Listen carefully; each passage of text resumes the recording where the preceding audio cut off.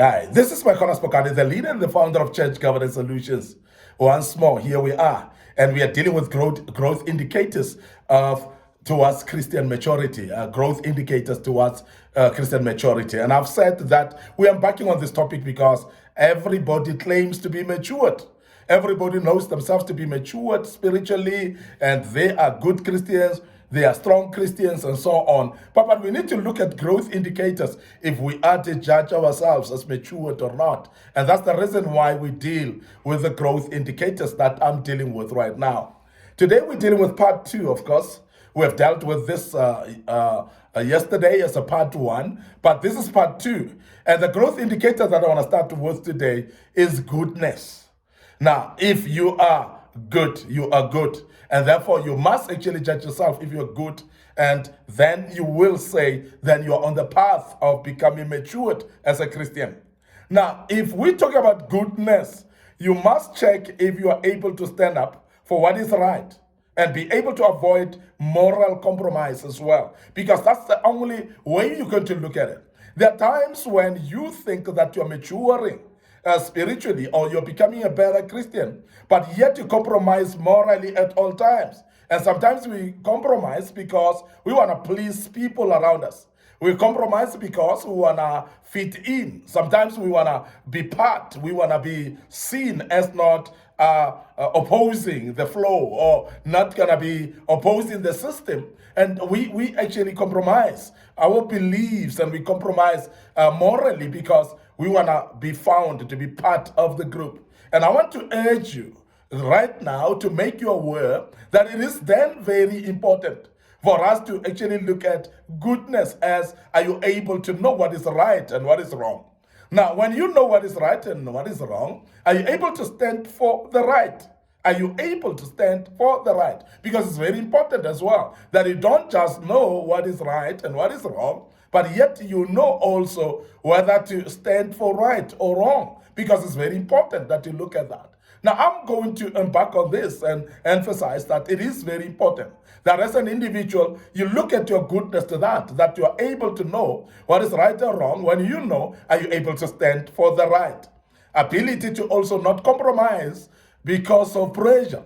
Be able to stand firm to what you believe in. Say no to no, and if it's yes, it's yes. But don't actually feel obliged to agree with everybody, and while you're compromising on the other side morally. And that's very key that we look at that as well, because many people, they are thinking that they're good, but they don't realizing that they compromise a lot when it comes to moral issues. They're actually allowing everything to erode their moral fiber, and they are actually compromising morally, and they are not aware of that. And that's very key that we look at that as a please. Can we correct that as well and make sure that you are on the path of maturity? But that is when you are showing or looking at your goodness as well. Now, secondly, what I want us to look at as an indicator of growth, or growth indicator in your Christian, towards your Christian maturity, of course, is what we call faithfulness, ability to become faithful. What does it mean? It means, are you able to be consistent in your devotion to and also trust of God? Because sometimes when we talk about faithfulness and we look at it generally in our own worldly perspective, we're talking about being faithful to people only. But it's very important to look at yourself, that that which you believe in, which is your key or core belief in your Christian life, in how you believe in God, are you able to be consistent in it?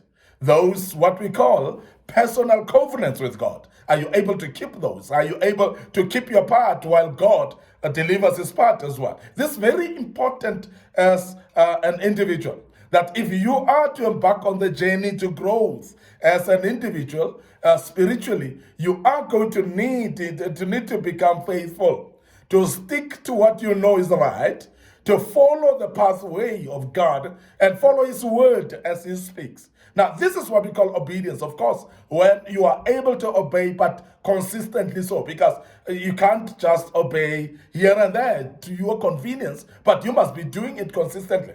Are we able to then do it consistently in your devotion? So therefore, keep your devotion consistently.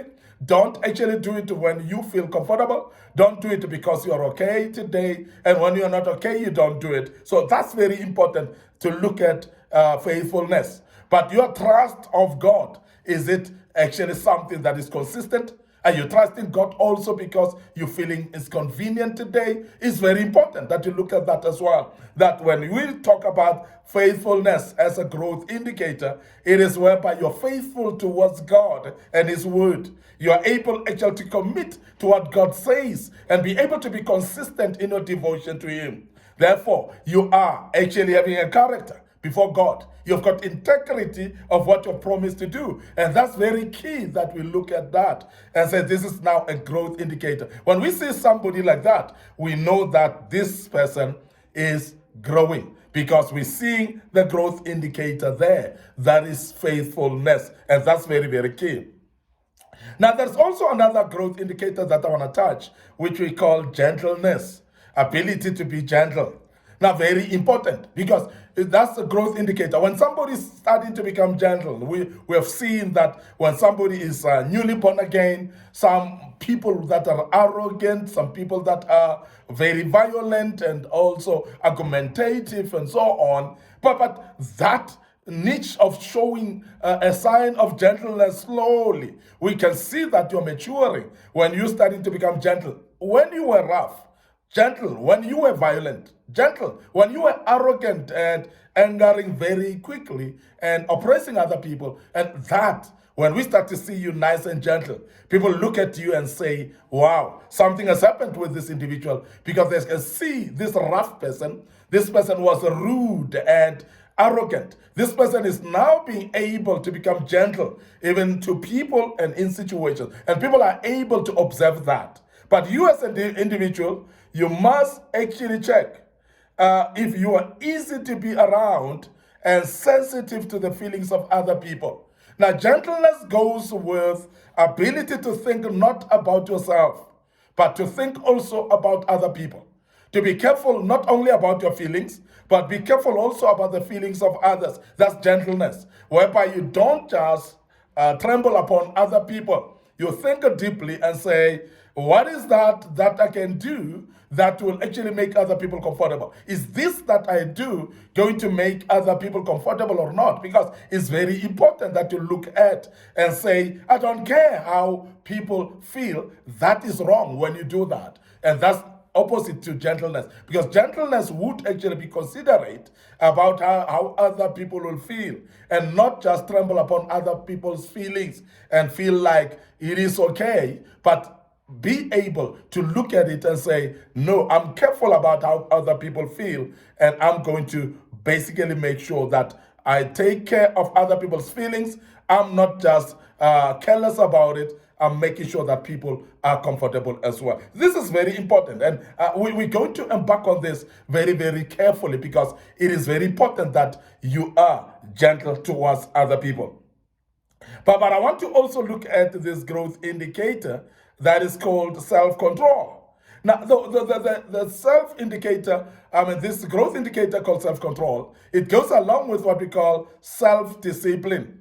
Because self-control and self-discipline are one and the same thing in a way, whereby you are able to say, am I able to control myself? Am I able to deny my urges and put off self-gratification?